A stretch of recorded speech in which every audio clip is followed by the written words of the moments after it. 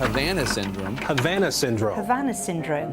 Sonic attacks. Attack of unknown nature. With a mysterious invisible weapon. साल 2016 में ना दुनिया भर की खुफिया एजेंसियों और वैज्ञानिकों के सामने एक बहुत ही अजीब केस आया।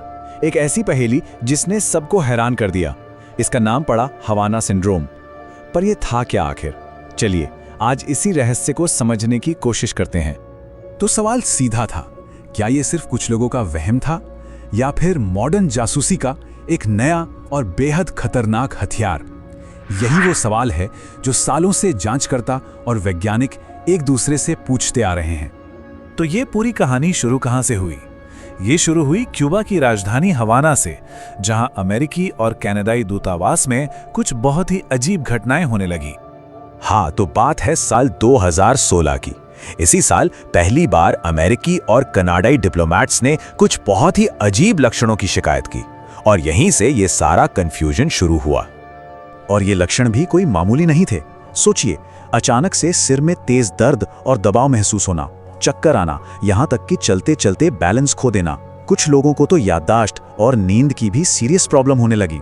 और इन सबसे अजीब थी वो एक लगातार आने वाली तेज आवाज जो किसी और को सुनाई नहीं देती थी। लेकिन सबसे डराने वाली बात तो तब सामने आई जब डॉक्टरों ने इनकी जांच की।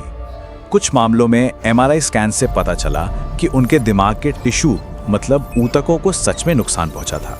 तो ये सिर्फ कोई दिमागी वहम नहीं था। और ये जो भी था, ये सिर्फ क्यूबा तक ही नहीं रुका। बहुत जल्द ये एक ग्लोबल मुद्दा बन गया। हवाना के बाद करीब 2 साल बाद 2018 में चीन से भी ऐसे ही मामले आने लगे और फिर तो जैसे लाइन ही लग गई। रूस, ऑस्ट्रिया, जर्मनी, एक के बाद एक कई देशों में तैनात डिप्लोमैट्स ने भी ऐसी ही शिकायतें करनी शुरू कर दी। और एक बात जो यहाँ गौर करने वाली है वो ये थी कि ये कोई रैंडम घटना नहीं थी। ये सिर्फ और सिर्फ अमेरिकी जासूसों और डिप्लोमैट्स के साथ हो रहा था।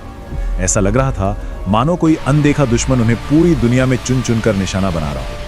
तो जाहिर है सवाल उठने लगे कि आखिर हो क्या रहा है? क्या ये कोई हमला है या बस एक वहम? चलिए देखते हैं कि इसे समझाने के लिए क्या क्या थ्योरीज सामने आई। सबसे पहली थ्योरी थी सोनिक वेपन की, मतलब कोई ऐसी बंदूक जो हाई फ्रीक्वेंसी साउंड से लोगों को बीमार कर दे। सुनने में तो ये किसी साइंस फिक्शन फिल्म जैसा लगता है ना। और ज्यादातर साइंटिस्ट ने भी यही कहा कि ऐसा हथियार बनाना प्रैक्टिकली बहुत मुश्किल है। लेकिन जो दूसरी थियरी थी वो ज्यादा सीरियस थी और वो थी माइक्रोवेव अटैक की, यानी ऐसी रेडिएशन का इस्तेमाल करना जो सीधे दिमाग और नर्वस सिस्टम पर असर करे। और जानते हैं सबसे अजीब बात क्या है? इस तरह की टेक्नोलॉजी पर कोल्ड वॉर के जमाने से काम चल रहा था। और इस माइक्रोवेव थियरी को और भी ज्यादा वजन मिला जब 2018 में अमेरिका की नेशनल एकेडमी ऑफ साइंसेज ने अपनी रिपोर्ट में इसे सबसे प्लॉजिबल एक्सप्लेनेशन यानी सबसे बिलीवेबल वजह बताया। पर एक तीसरी थियरी भी थी जो इन सब से बिल्कुल अलग थी। कुछ एक्सपर्ट्स का मानना था कि ये कोई बाहरी हमला था ही नहीं, बल्कि ये मास साइकोजेनिक इलनेस थी। मतलब एक इंसान को कुछ महसूस हुआ और फिर डर और तनाव में बाकी लोगों को भी वही महसूस होने लगा। और फिर कहानी में एक ऐसा ट्विस्ट आया जिसकी किसी ने उम्मीद नहीं की थी। 2019 की एक रिसर्च ने बताया कि वो जो अजीब आवाज रिकॉर्ड की गई थी वो किसी हथियार की नहीं बल्कि झींगुर की एक खास प्रजाति की थी। अब इस खुलासे ने तो सबको और भी ज्यादा कंफ्यूज कर दिया। अब जाहिर है इतनी सब घटनाओं के बाद अमेरिकी सरकार हरकत में आई और एक हाई लेवल जांच बिठाई गई। जांच में शक की सुई रूस की तरफ भी गई। कुछ रिपोर्ट्स में कहा गया कि शायद ये कोई इलेक्ट्रॉनिक हमला है, लेकिन दिक्कत ये थी कि किसी भी देश के खिलाफ कभी कोई पक्का सबूत मिला ही नहीं। और फिर सालों की जांच के बाद 2023 में CIA ने अपना फाइनल फैसला सुनाया और वो फैसला चौंकाने वाला था। उन्होंने कहा कि ज्यादातर मामलों का किसी विदेशी हमले से कोई लेना देना नहीं है, बल्कि इनके पीछे कोई मेडिकल या एनवायरमेंटल वजह हो सकती है।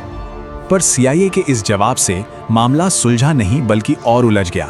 कई पीड़ित और एक्सपर्ट्स ये सवाल उठाने लगे कि क्या असली सच को छुपाया जा रहा है। तो जांच का नतीजा जो भी हो, एक बात तो तय है, इस घटना ने असल दुनिया पर बहुत गहरा असर डाला और कई सवाल पीछे छोड़ दिए जो आज भी अनसुलझे हैं। इसका असर सीधा डिप्लोमेसी पर पड़ा। अमेरिका को क्यूबा से अपने लोगों को वापस बुलाना पड़ा, जिससे दोनों देशों के बीच टेंशन और बढ़ गई। और सिर्फ यही नहीं, दुनिया भर के देशों ने अपने दूतावासों को अलर्ट पर डाल दिया।